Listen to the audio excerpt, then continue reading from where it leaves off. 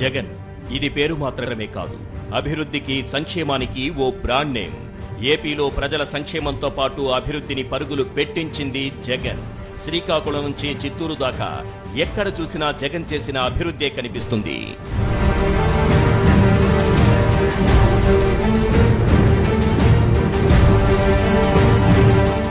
Vijayawada flyover పూర్తి చేసింది జగన్.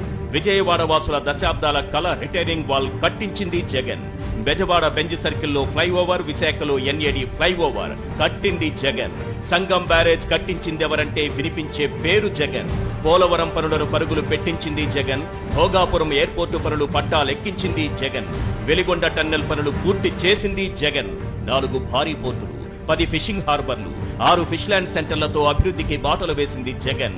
10,500 ఆర్బీకేలు, 15,000 సచివాలయాలు, 10,000కు పైగా విలేజ్ క్లినిక్లు, 31 లక్షల ఇళ్ల పట్టాలు, 17,000 జగనన్న కాలనీలు.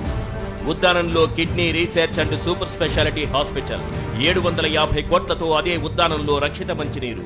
ఒకేసారి 1,25,110 ప్రభుత్వ ఉద్యోగాలు కల్పించి చరిత్ర సృష్టించింది జగన్.